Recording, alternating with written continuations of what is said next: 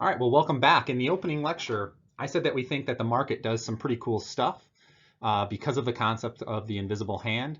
The process of exchange given certain institutions can create really cool outcomes, really positive outcomes that are beyond what we could even imagine. The equilibrating properties of the market are amazing and have produced amazing results. I also said that life way back in the day was a lot rougher. Even though life today is still very rough, very challenging, and all of that, life back in the day was even rougher. It was certainly less prosperous and more simple. Today, we're going to use my version of way back in the day, the Flintstones, as our example to start understanding progress forward. We'll go back to the Stone Age and talk about small, simple economies, break things down to see what is at the root of the story of progress according to economics. But to talk about progress, we need some way to talk about what progress actually is, or what things getting better actually is. How economists talk about getting better is utilizing the concept called efficiency.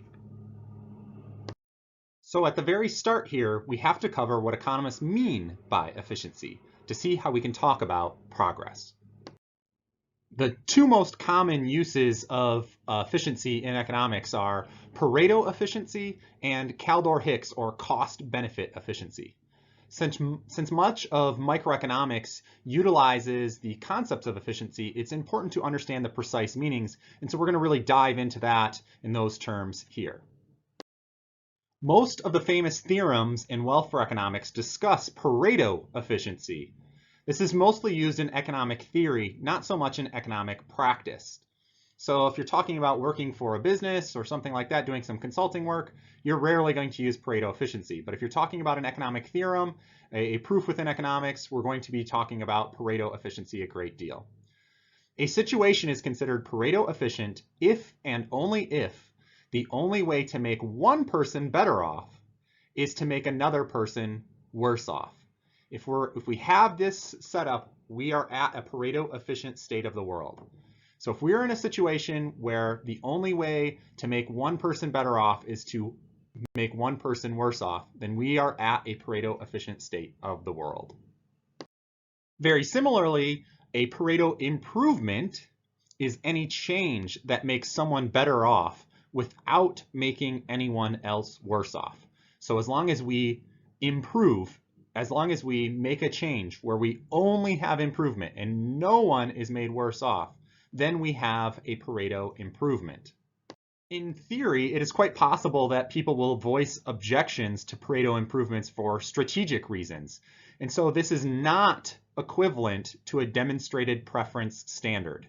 Right? We don't have to actually demonstrate that we are made better off or worse off. It doesn't line up with having to be a demonstrated preference. This is just a theoretical tool of making people better off. If you knew a policy had to, in practice, be Pareto improving in order for it to be passed, everyone must be made better off. And so what you could do is you could kind of hold out and say that you were being made worse off by this policy to try and suck as much of the gain out of that potential policy change as possible. So just imagine a situation where you value paying some taxes to get a public swimming pool in your neighborhood or something like that. If you knew it had to be Pareto improving in order for it to pass, meaning it can't make anyone worse off, and everyone else seems to be in favor of this policy, what you could do is sit there and say, well, actually it makes me worse off, so maybe I shouldn't pay taxes for it, or maybe it should be in a location that I prefer to make it worth my time, even though it's just strategic bargaining on your part, right? You could say, this wonderful policy actually makes me worse off. Please sweeten the pot for me, and then I'll say, I've been made better off by it, and we can all pass it. So you could get lots of strategic things here. So Pareto efficiency is not the same as demonstrated preference. It's a theoretical tool of if we analyzed people kind of from above and objectively looked at their preferences, does it make people better off without harming anyone else? Even without the demonstrated preference idea, in the real world, there's a reasonable argument that in the real world, everything is actually Pareto efficient. And also that Pareto improvements are basically impossible. Why would this be? Well, almost any change hurts someone in some way. And it's highly unlikely in practice that literally everyone can be compensated and that absolutely no one will be missed. So just consider an example of if I buy your watch, how will we compensate everyone who might have asked you the time somewhere in the future, or who might have been harmed by that change, right? But then we can move to Kaldor-Hicks efficiency, right? Kaldor-Hicks efficiency is used much more often in practice. So this is what we could see in actual economic policy situations, right? So in practice, economists almost always switch to KH, or Kaldor-Hicks efficiency, which is also known as cost-benefit efficiency, when they're actually doing things in practice. And as this definition says, a situation is Kaldor-Hicks efficient if and only if the dollar value of social resources is maximized, right? Then we have a Kaldor-Hicks state of the world if the dollar value of social resources is actually maximized. A Kaldor-Hicks improvement is any change that raises the dollar value of social resources, right? And so we can think about these definitions here. You got to get down these Pareto improvements, Pareto efficient states of the world versus Kaldor-Hicks efficient states of the world, and Kaldor-Hicks improvements here.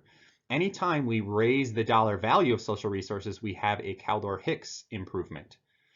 Now let's think about the relation between all of this that we've covered here with Pareto and Kaldor-Hicks.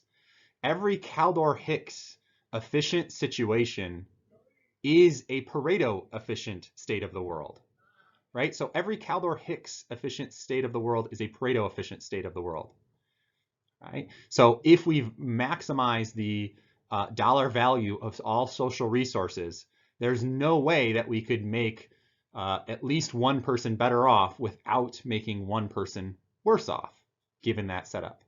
However, most Pareto efficient situations are not Kaldor-Hicks efficient states of the world, right? Let's go through an example to try and clarify this. Let me say those two ideas real quickly again, though. Every Kaldor-Hicks efficient situation is Pareto efficient, but most Pareto efficient situations are not Kaldor-Hicks efficient. So let's go through an example here just to try and clarify this. So in our example, you value a watch at $20. I value a watch at $30. The strangers you will encounter value your having the watch at 10 cents. The different strangers I will encounter value my having the watch at 10 cents as well. If I have the watch, the situation is Kaldor-Hicks and Pareto efficient.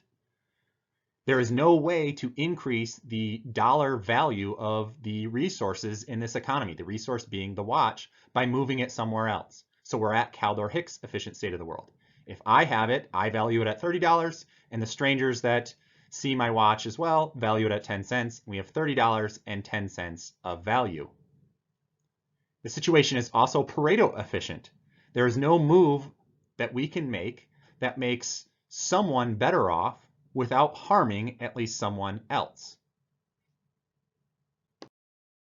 If you have the watch, and that's our starting point, the situation is Pareto efficient, but it is not Kaldor-Hicks efficient. The social value of resources could be increased by rearranging. And so therefore we're not at Kaldor-Hicks efficiency, but we are at Pareto efficiency. Why? Because if you gave the watch to me, it might increase the value some, where I improve, and I could even buy the watch from you for, say, $25. I'm better off, you're better off, but your strangers would be 10 cents worse off if you don't have the watch. If you instead have $25 and no watch, your strangers are made worse off. And so we would not be able to have any kind of Pareto improvement by moving the watch around. And so there's no way to make someone better off without harming at least someone, without harming, say, your strangers if I buy the watch from you. And so we are at a Pareto efficient state of the world. So if you have the watch, the situation is Pareto, but not kaldor-hicks efficient. All right, so I have a little challenge question here for you guys. You guys can go ahead and pause the video, make sure you can answer this. If not, you might want to slide back through the previous few minutes of lecture here and try and straighten out the difference between kaldor-hicks and Pareto improvements. So here's your questions. Basically, you just have to select the right answer here. Every Pareto improvement is or can be a kaldor-hicks improvement. Which one is it? Is or can be? And then the second part of the question, most kaldor-hicks improvements are or are not Pareto improvements. Go ahead and think it over, pause the video, and then I'll come back with the answer.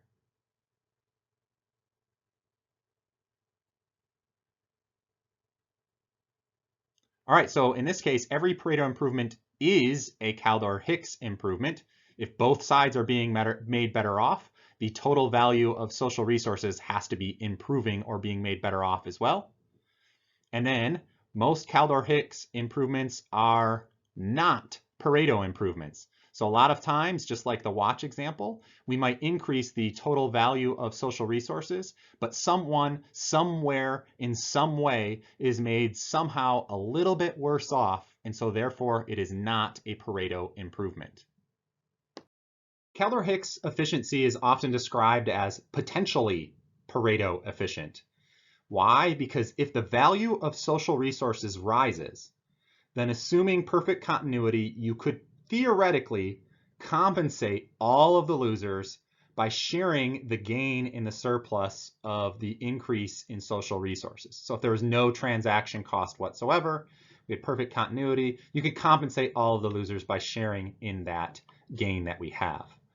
With kaldor-hicks, there can be winners and there can be losers, but the winner's valuation outweighs the loser's loss.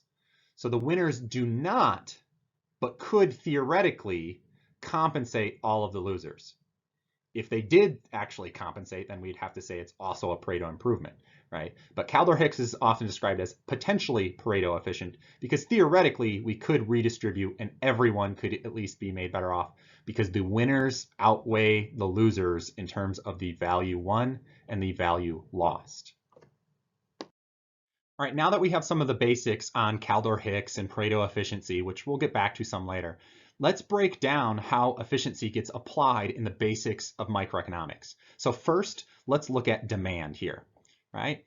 And so before we get into demand or market demand, the overall demand curves that you've probably dealt with in principles classes, we're going to break them down even further.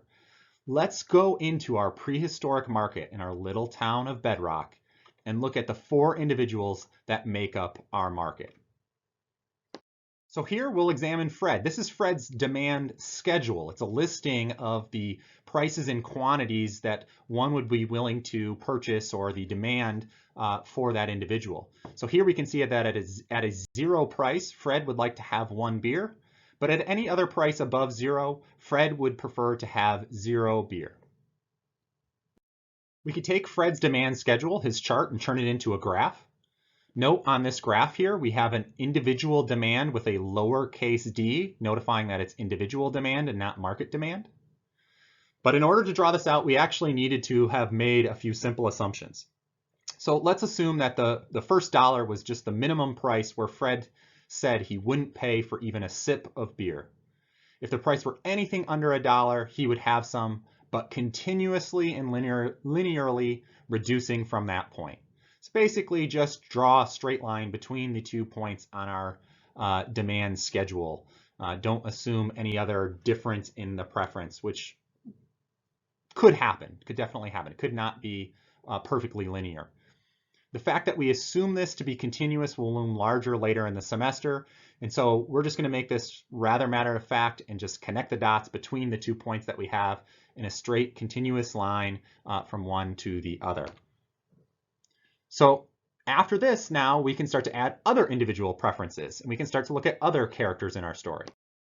So here we add Betty to our story. If there is 0 price, Betty is willing to have 2 beers. If the price is 1, she's willing to have 1. If the price is 2 or anything higher, she does not want to have any beer whatsoever. We can plot and graph this information just like we did with Fred.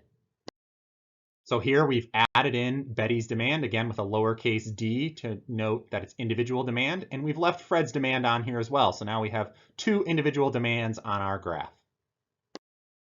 Here I've just revealed the other individuals, Wilma and Barney, and their demand schedules so that we can kind of graph them on the same graph. And so I highly recommend you draw up this graph of all four individuals' demand schedules, and we're gonna really use this graph throughout this lecture here. So here we have all four individuals and their demand schedules revealed. From this, all of these individual demand schedules, how do you get the market demand? The market demand is most likely what you're used to having used from a principles or introductory economics course where you say, the demand for shoes has gone up. You don't often say Fred's demand for shoes and Barney's demand for shoes has gone up. We compile them all together. So from all of these individual demand schedules, how do you get the market demand schedule that we so often talk about in economics? Well, you take all of the individual demand schedules and you add each quantity together for given prices to get the market demand schedule. So for a given price, say the price of 2, right? So if we look down here, the price of 2 down here, right? What we do is we say Fred wants 0, Betty, she wants 0, Wilma, she wants 1, Barney wants 2. So we have a total of 3 desired at a price of 2. From this market demand schedule, you could graph the market demand curve. So here we have all of the individual demand curves for Fred, Betty, Wilma, and Barney. And then we drew the market demand curve with the capital D denoting the market demand here. And so now we have the 4 individual schedules, and then we have added them up, and we can also see the market demand curve here as well.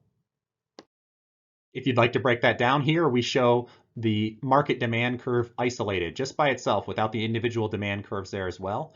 Having a picture of this graph will come in play later on as well. So if you want to draw this one up, make sure you have kind of these pivot points all correct here. This is the key one right here. At a price of 1, we want 6. Right? At a price of 2, we want 3. And at a price of 3, we want 1 unit. And so we can have this market demand curve here. Another little challenge question for you to pause and make sure you understand how this works, a little advanced application of what we've just done. Without the numerical demand schedule in front of you, can you go from the individual demand curve picture and turn it into the market demand curve picture? Right, so you have to kind of think about how you would have to go about this. So what the market demand curve captures is the quantities demanded by everyone in the market at various prices for this particular good. It captures what people would like to do at various prices given their own opportunities and their subjective preferences for that good. It's captured a picture of people's preferences. What this picture tells us then can speak towards how to measure how much these people value the goods they consume, or how much better off they have been made. One way that we do this is what we call total value. Right? So that's one of the key terms that we have to look at when we're talking about this. The total value is the value from a group of goods. It's the area under the curve. This can be done for an individual, or it could be done for the market. Often we talk about total values with the market, but we could say Fred's total value for these items. Or we could say Fred's total value of consuming quantities between 3 and 7, right? But it would be the area under the curve for that relevant quantities that we are talking about. Usually we talk about market demand curves, and usually the kind of standards default assumption is that we're talking about the total value of all the goods that are actually consumed, right? But it could be specified otherwise.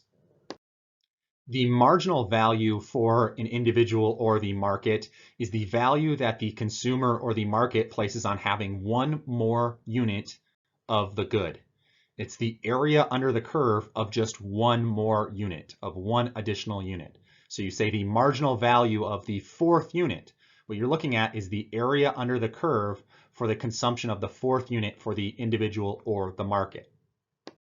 So if Betty currently has 1 unit of the good, right? If she currently has 1 unit, so she's here, right? So we could go up and we could say, okay, Betty is right here on her demand curve, all right? So Betty currently has 1 unit. What is the marginal value of the second unit for her, right? So what we have to do is we have to take the area under her demand curve for that unit. What's the marginal value of the second unit? So we got to say, okay, if we move from 1 to 2, right, what's the area under the curve for that, for her demand there? So what we have to do is we have to look at the area underneath this demand curve. Basically, what we have to do is we have to figure out the area of this triangle here. And so in order to get the area of a triangle, what we have to do is 1/2 base times height. A lot of times what students will do is they will look at this base here and say it's 2, and that the height here is 1. And so they'll do 1/2 base. They'll do 1/2 of 2 times the height. They'll get 1/2 of 2 is 1 times the height is 1. So 1 times 1 equals 1. That is not the area of this triangle, right? Notice that the distance here is only 1, right? It's between 1 and 2, right? So our actual base is 1.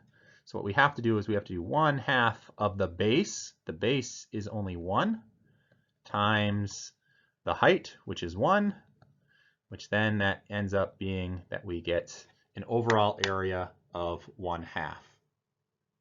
So the marginal value of the second unit for Betty is 0.5.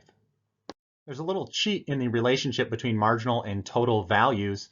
The total value of a number of goods is equal to the sum of all of the marginal values of those goods. On your review sheet, there's a little recommended reading that's called From Marginal to Total Value by Stephen King that you might want to check out in order to kind of master that relationship. All right, so let's apply this a little bit here, our concept of marginal and total value, and back to our example with the market demand for the consumers in Bedrock. So if we have 6 beers to give out in this town of Bedrock, so say you're just Lord from above, you come into town and you have 6 beers to give out to this market. What is the highest total value to society of the units consumed? So if you give out 6 of them, what is the highest total value? Turns out that it's actually $13. Now, how do we know this? We know that the highest total value to society is $13 by looking at the market demand curve. If you take a quantity of 6, right, and say, okay, at a quantity of 6, our market demand right here, right, what we're going to do is we're going to say, hey, that's where we're going to consume at this quantity here. We could get $13 worth of value, right? And the way that we do that is we calculate the total value of those 6 units. How do you do that? Well, we no longer just have a simple triangle to do 1/2 base times height with, but we can break down the area under our curve into a bunch of rectangles and triangles, right? So this is what I've done with the blue lines here, and inside the blue lines, I've shown the area underneath, or the area of those shapes. So up here, the area of that triangle right there is 1/2. The area of this rectangle here is 3, just by length times width, right? The area of this rectangle is 6. If you take all the triangles and rectangles that I have broken it down into, and you could break it down into different rectangles and triangles, you should still get the same area underneath this non-linear line here. You should get a total area of 13, right? And so what we have here is we have 1.5 plus the half gives us 2, plus 2 more up here gives us 4, plus 3 gives us 7, plus 6 gives us 13, and the area is 13. Now, so what does this total value of 13 mean to us? That's the maximum total value we could get with our market demand. What this says to us is that if we had 6 units of beer and we're going to give them out to people, the total value is the maximum amount of money the consumers from the town of Bedrock would be willing to pay. To some extent, we are assuming that we are getting all of the beers to all of the right consumers. We have allocated them effectively. But this is the maximum value that we could extract from this market. This is the maximum value, maximum total value that we have if we had 6 beers to be given to the market. So another little at-home challenge question for you guys. Prove your answer to this. If we just gave the 6 beers to Wilma instead, would she value them as much if we gave them to Barney? Try and prove this to yourself. Try and see how we get the maximum value there. Who values them more, 6 to Wilma or 6 to Barney? Suppose we gave all 6 to Fred and told him that he could not resell them by penalty of being stoned to death. What is the total value of our gift to Bedrock? Right? If we give 6 units to Fred, right? Again, we have Fred is this demand curve right here, this first one right here. What is the total value of giving him 6? Well, we can go way, out on our quantity down to here, but there's no value past 1 unit to Fred, right? And so what he's getting is he's only going to get value from that first unit. And so we could look at the total value of just this first unit. So what we would get is the total value of the gift to Bedrock would be, say, 50 cents, right? We would just take the area under the curve for that first unit, and then all other units that he receives, he would have no value for. Try and answer this real quick, just kind of intuitively. Look at your graph and think, if you had 6 beers to give out, who do you give them to in order to maximize value? Or look at your demand schedule, right? What do I want to do in terms of giving out the beers if I want to maximize the value to the Bedrock citizens? If I wanted to maximize the value from the Bedrock citizens themselves from these 6 beers that I can give out, who do I give them to? Right? So that's your little challenge question that I'm going to leave you guys with. We'll get back to this later, but I'm going to leave this as a challenge question for you. How do you go about determining who to give the beers out to in order to maximize that total value?